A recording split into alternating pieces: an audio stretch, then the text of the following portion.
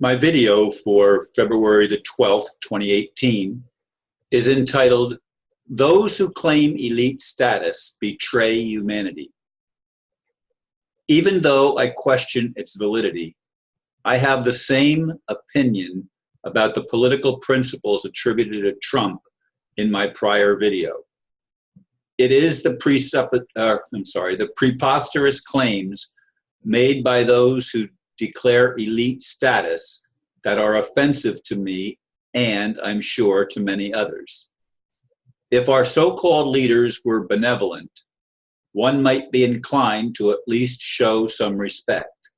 However, as we look at the world without the brainwashed programming, we can see that the elite are anything but benevolent.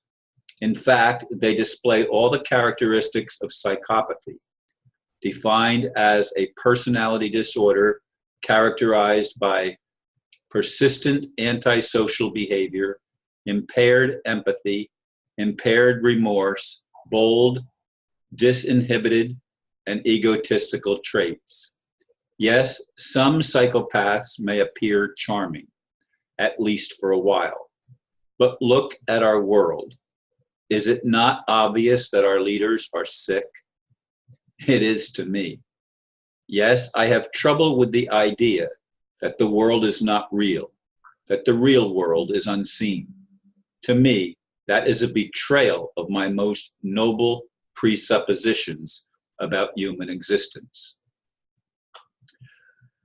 My most noble presupposition about human existence is that we were created by a God who is love. Obviously, at least to me and to many others, the God of this world is not love. He's a jealous God.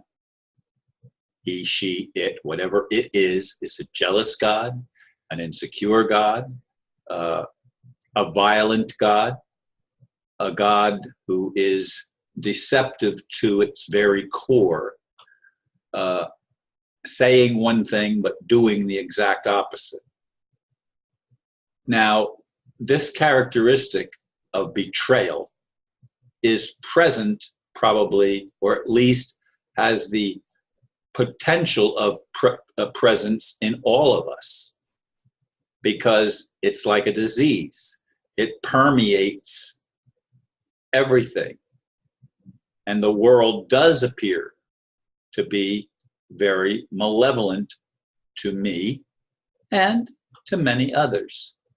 I'd like to see Donald Trump be on the good side, but he seems to be aligned with the military, as I've said, and with the dark bankers who have controlled the monetary system of enslavement, and that's what it is. The monetary system is a system of enslavement. We don't need money. We need cooperation. Now, money can be a bridge, and it can be used, at least it has the potential of being used for something good, but not when it's about greed and when it's about accumulation of wealth without taking into consideration those that are less affluent and less able to fend for themselves. Benevolence is known by the ability to help others, to uplift others, not to push them down and to keep them enslaved. Now, someone sent me, I don't know if someone sent that to me or if I just happened upon it, but I saw a thing that said that the Ashkenazi Jews have the highest IQs of all of the people on earth. Well, the Ashkenazi Jews are the ones that by far and large run the world. But I don't believe they have high IQs. If they had a high IQ, they would be benevolent, not malevolent.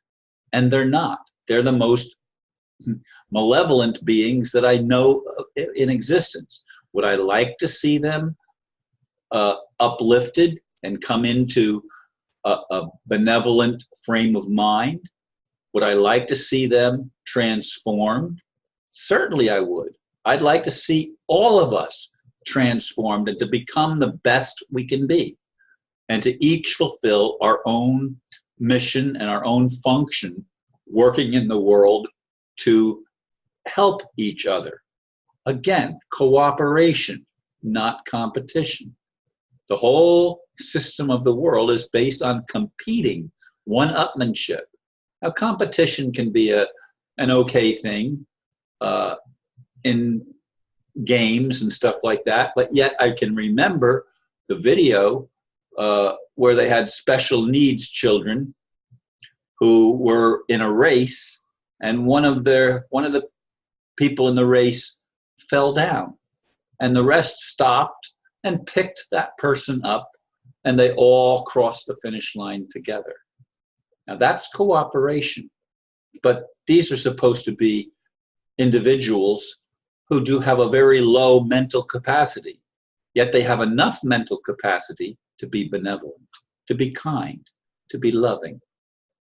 And that's lacking in so many that claim higher intelligence.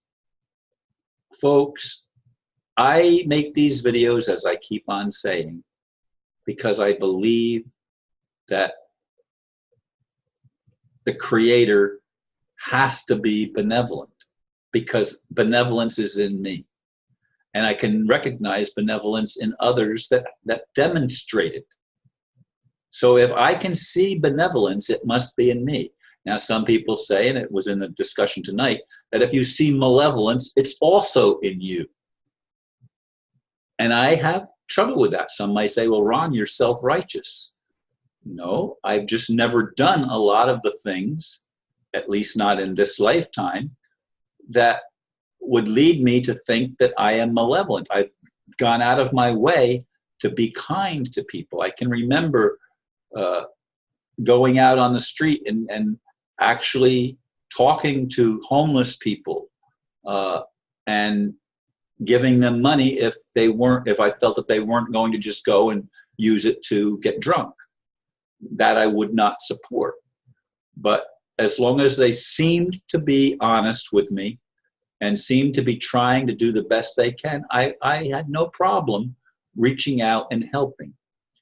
And I wish we could all do that. I recognize the benevolence in me. I don't want to hurt people. I don't want to push people down.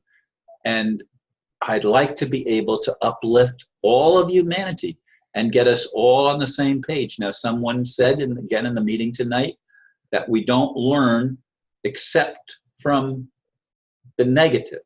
We learn from the negative. I still don't believe that. I will shake my head no every time I hear it. No, we learn more from love than we do from hate. We learn more from love than we do from selfishness. When we love, we transform the world around us, at least to some degree. And I hope that my energy is transforming some people. Is it?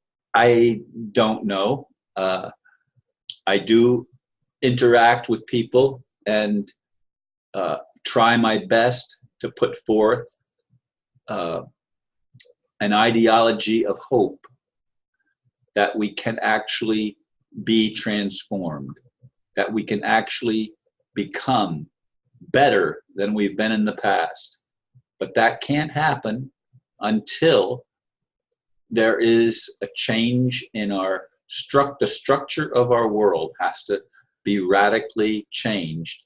And there needs to be a radical infestation, if you will, and that's probably not the best word for that, of light and love. And yet, some people say, well, if you want to escape reincarnation, don't go into the light, go into the darkness, the thick darkness where God lives. Is that true? I don't know. I'd like to be fully enlightened, and I'd like to be fully benevolent. Those are qualities that I admire.